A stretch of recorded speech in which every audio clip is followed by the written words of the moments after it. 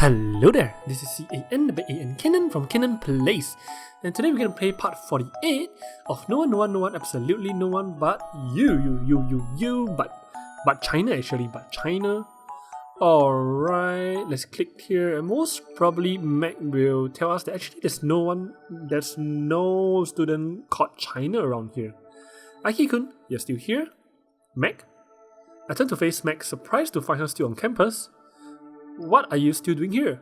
Did you forget I'm the class rep? I have to clean the class, sweep the class, and even dust the board, or clean the board or something like that. Besides, I have to stay behind for a student council meeting. Oh, was it interesting? About as interesting as watching paint dry? I think that's quite interesting, right? Watching paint dry? Really? All of these meetings are so silly. We have them every single week, but nothing ever gets done. It's so the school looks progressive and forward thinking, allowing us students to make changes and important decisions. So is it? Maybe on paper, but it never works out like that in reality. You sound unusually bitter. Well, that's quite true. She sounds quite bitter. I'm just tired. I had a lot of work to do.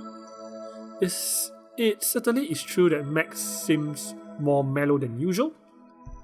If she really were a puppy, I might imagine her ears drooping, just like this. Hey, the puppy ears are back. Looks cute, eh? The puppy ears and so on. Anyway, that's besides the point. Now you know what I'm doing here. What are you doing here, Heidi? You were trying to sneak into a girl's changing room, were you? You weren't. Of course not. Why would I do that? I would do that if I'm with Real only. Especially this late in the day when all the girls in the sports club have gone home already. I don't know, I'm a girl so I can't understand you boys. Maybe for the thrill of it. Sigh, I'm kinda hurt that you have such a low opinion of me, Mac. Huh? But you always talk about that weird game you play with Real. Something versus zombies, right? What's it called? Schoolgirls versus zombies, not monsters. It's Schoolgirls versus zombie, and Real's the one who is obsessed with it, not me. Well, I'm not gonna lie and say that I'm not a bit interested in it, but for the story, of course, for the story, not for the ecchi nor the fan service. Keep telling yourself that, hey, you eventually believe it. Even though, how did a girl like Mac wind up on student council anyway? Giving someone like her that much power, is it just because she's popular? That's how the class representative usually get chosen. I wonder. Actually, that little piece of information might be just what I need. Say, Mac, you're pretty popular, right? I like to think so. I did get voted as a class rep after all. So she realized that it was just a popularity contest, huh? Of course, she might have gotten a job simply because nobody else wanted to do it. So you're familiar with this school, right? You know a lot of students. Do you know China? Sure, probably more than our homeroom teacher. I should hope so. Anyway, why are you asking me, Aiki? Are you looking for somebody? Yeah, you could say that. It's not a girl, is it? Surely you wouldn't ask your girlfriend to help you chase skirts. Hey, you're not my girlfriend. There's no correct way to respond to that, is there? No, it's not like that. I mean, she's a girl, but I'm not trying to chase skirts. I'm just worried because she hasn't been attending lately, that's all. Oh, I see. Well, I suppose I can help you out. What's her name? China Su Misaki. Do you know her? China Su Misaki? The name does ring a bell, but I don't think a student with that name goes to our school. But she has to. I saw her wearing our school uniform. Maybe she was a cosplayer? You can buy our school uniform online really cheap. And you can buy, anywhere else also. Nope. I don't know about that. That seems a little odd. I can't imagine the graceful, elegant China doing something like bizarre. It doesn't add up. You know what? You keep telling yourself that it doesn't add up, but you don't really dwell long enough in it to realize that, she's a ghost. Besides, if that were the case, why would I see her at school? How would she have joined the literary club? Actually, now that I think about it, maybe I did know a China Su Misaki. You did? Are you sure? Yeah. I think we went to the same elementary school. She was a quiet girl with black hair. She didn't say much, so I never really spoke to her, but she's dead already. A quiet girl with black hair? That sure sounds like China. I could feel my cheeks lifted into a smile as I spoke. It seems like China was much the same when she was a kid. I don't know if she goes to this high school though. In fact, her family moved away if I recall correctly. Moved? They moved? Wait a minute, they moved?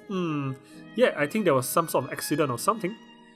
It was a long time ago, and I wasn't really close to China, so I don't remember much about it. Well, it's not a lot, but it's better than nothing. True. Do you know anything else, like where she used to live? Like I said, I wasn't close to her, so I don't know. Meg frowned. I could see that she was straining herself to remember. I think she lived by that bridge in town. Well, no wonder she's always there. You know, the ghost thing near her house. If you go there and ask around, you might find something. Sorry if that wasn't very helpful, Aiki-kun. No, it's fine. You were a lot more helpful than you think, Meg. Yes, you know what, Meg? You were the most helpful actually. Even smarter than Heidi. In fact, I'm so relieved that I feel like yelling for joy. Finally, I have a lead. I have proof that China Misaki really does exist. Just maybe something happened before? Honestly, how did I not think to ask around about her? She's always hanging out by that bridge. Someone must have known who she is. Right. I'm about to go now. I'll see you later, Meg. Yes, see you, Heidi-kun. I turned around and began to run, desperate to begin following my new lead.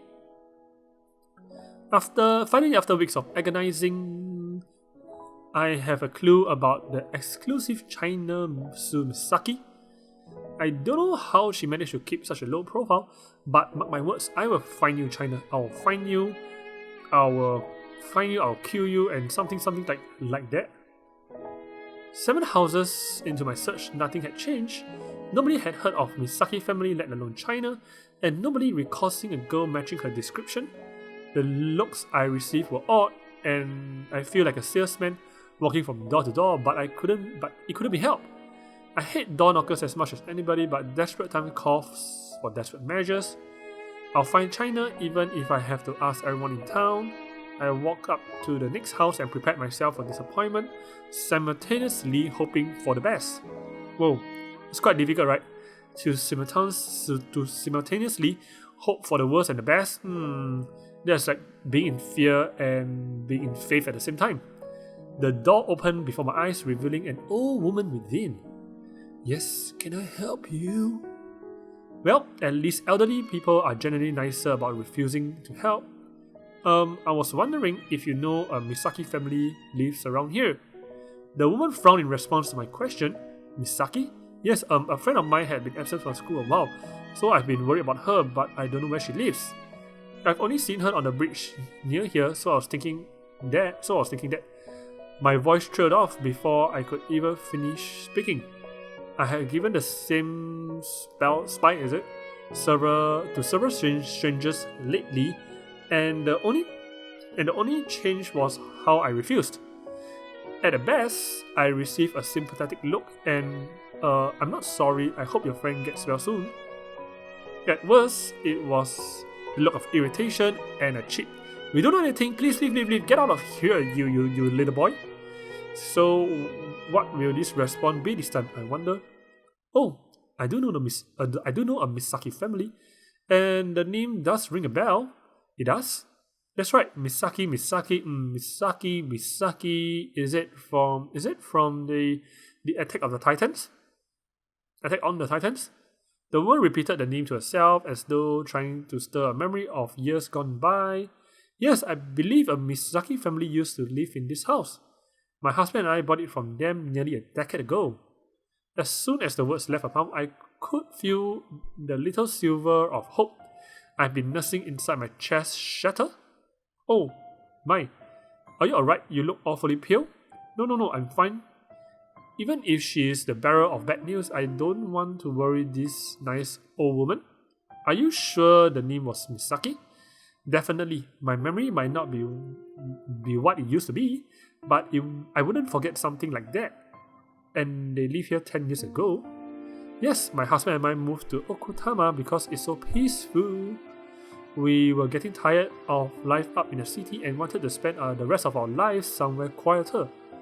I remember how delighted my husband and I were when we found this house, as it was so cheap. It was almost as if previous residents wanted to get rid of it, though I can't imagine why. You know why? Because the corpse of China is still in there, and she's floating around the corpse. I slowed my breathing as I tried to calm down and think.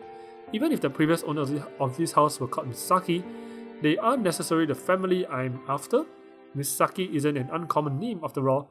China's isn't even the only Misaki at my school. It must be a coincidence, a big inconvenient, scary coincidence. Even so, I better ask just to make sure. So, the Misaki family, did they have a daughter called China? A daughter, the woman placed one hand on her chin as she muttered to herself. I never met their daughter, but they did mention having one. They did? Yes, let me think of it. I believe it was something like she died. Our daughter, China, used to love it here. Whoa, now we're going back to the past, guys. To the past. After speaking with the old woman, I spent the rest of my time in nauseous days. Is it nauseous days? He's feeling nauseous. I tried to process all the information at my disposal, work through the inconsistencies, but nothing added up. I think most people would have added that up by now, Heidi. I don't understand. How could it be the same Misaki family even though I met and spoke with China multiple times? My imagination isn't nearly good enough to concoct such a vivid, realistic human being.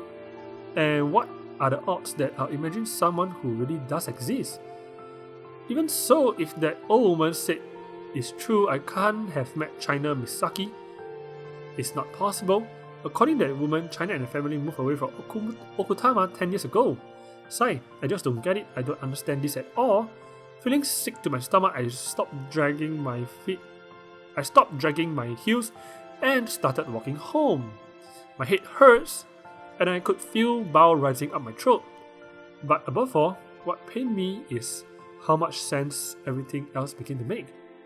That must have been why none of my teachers knew China, and why I never saw her in the hallway at school.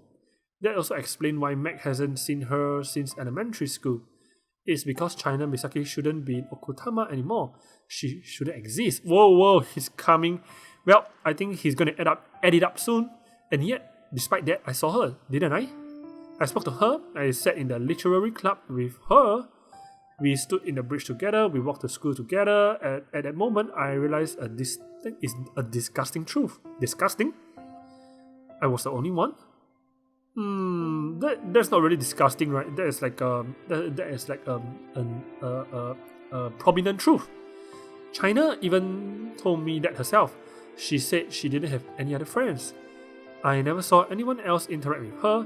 She never mentioned other people. Now I know why. After all, how could a girl who isn't supposed to exist here have friends? Well, he realized it at last. Alright, at last, guys. We have realized. China, no, you know what?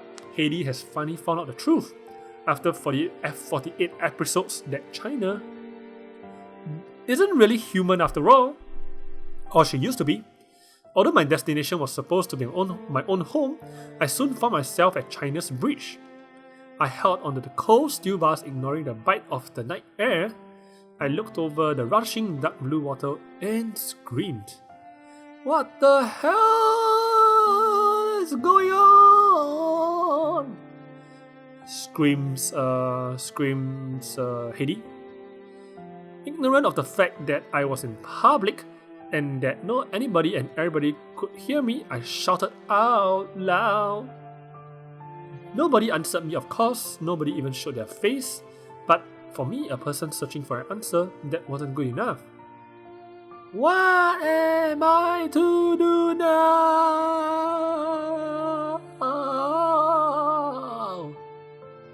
At the top of his voice, I shouted out again, still ignorant of the people around me. I'm not sure if there's anyone around you though. Maybe there's some people in this house though. Yep, that's all. And maybe Yui is around here, you know. I must have looked pretty unbalanced to other people right now. A teenage boy in a school uniform shouting nonsense into the darkness, but I don't really care what they think. Right now, the only thing in my mind is China. Well, is China gonna appear? I think China is gonna appear for him. The second I finally arrived home, Mom instantly noticed that something was wrong. Even if I hadn't slammed the door shut or arrived home so late, her keen sense would have picked up the bad vibes. So, as I walked through the hall, the first sight to greet me was my mother's worried face. "Hey, honey, what's wrong?" "Oh, nothing, Mom. Are you sure?" "I'm sure. I just want to be alone for a little while." I brushed past my mother and made way to the stairs. The way I'm feeling now, I don't have the patience to put up with my mother's silly antics. As I sat on the foot of the steps of the staircase, my mother ignored my warning and called out after me. "But Hedy, you have a face that say I just won the lottery, but then a thieving cat stole and ate my winning ticket." What? I pondered my mom's word for a second, wondering where on earth she heard such a ridiculous saying. Well, I think she came it up just on the spot. Nope, that's too far-fetched to be an actual saying, in which case, did that ever happen to you, Mom? Sigh. Well, I think that happened to his mom. What, really? The world is a cruel place, honey. Haha. The Lord gives with one hand and he takes away with the other. No, I don't think it's the Lord's problem. It's your problem, Mom. You are the one who lost the ticket, you know. You are not religious. That's right. And that story never happened either. The mom. What? It didn't? Nope. My mom winked at me as she spoke. But at least it stopped you on your tracks, mister. So, are you gonna have a chat with me or not? Is or not actually an option? Haha. Oh, Hedy, you say the silliest things. I figured as much. Listen, you have been acting distant for a while now and your loving mother wants to know the reason why. Yeah, alright. I've been avoiding telling my mother anything about China, not wanting to worry her, but it seems to have the opposite effect. I know she only wants what's best for me, so it must hurt her to see her only son so down. Mom's always a rather light-hearted, cheerful person, but I know she really cares for me. In fact, I think it's because she cares for me that she's always so unrelentingly cheaper. She's a lot more astute and far more responsible than she looks. Good. Well then, shall we talk about this in the kitchen? Why the kitchen, not the living room? I don't know. I just like the kitchen more. It feels more homely. Yep, the reason why we are not going to the living room because I don't think the developer has drawn the living room yet. So we are going to the kitchen because we sit there and eat meals as a family, or maybe it's just because that's where all the food is. I'll just take back everything I just said about my mother being a responsible parent. Maybe. Well, the very beautiful kitchen. Mom stared at me across the kitchen, her hands clasped together on the wooden surface. Alright, young man, what have you been up to? My mother glared at me as though grilling a criminal for information. You know, when you look at me like that, it makes me feel like I'm being interrogated by the police. Oh, was I being too much of a bad cop? Just a little? I thought since this is a serious situation, I should try to sound serious to match. But maybe I went a little overboard. My mum cleared her throat, then resumed her line of questioning. So Hedy, what's the matter? Is it a cute girl? Although my mother sounds like she was joking, she hit the nail right on the head. Ouch! Am I really that transparent? Yes, that's right. I figured as much. Well, I'm not surprised. It's often with boys your age. I remember when I was a young lad. You were never a young lad, Mum. Oh, haha, you got me there. Anyway, what happened? Did you and Mac break up? Why? Just why? Why, Mum? Mum, I thought you said you were going to be serious. I am serious. Your mother will be really troubled if her favorite pairing doesn't work out. Never mind. I was wrong to confide in you. I got up from my seat and headed for my room. Oh, wait. I'm sorry. Mum won't tease you anymore. Alright, I sat back down. So, tell me. The playful smile on my mom's face disappeared, replaced by a serious expression completely unnatural for her. Is it because a cute girl rejected you? Is that why you've been so down? I suppose in the manner of speaking. She wasn't very clear about it. Oh, being rejected like that is really the worst. You don't know how they really feel, so you think you're still in with a chance. But when you try to get them to clarify, they give you vague replies or ignore you. Exactly. That's what exactly happened, Mom. I haven't even managed to speak to her for a week now. Oh honey, I'm sorry, I know how it feels, but being strung along like that is not good for the self-esteem. Well, I don't know if she's really stringing me along. I might be a bit more complicated than that. I'm sure she has a reason. Perhaps she's too timid to reject you outright, or maybe she herself doesn't understand her own feelings. Anyway, you have your own worth as a person. You deserve to be treated fairly. For any relationship to work, both parties must respect one another. True.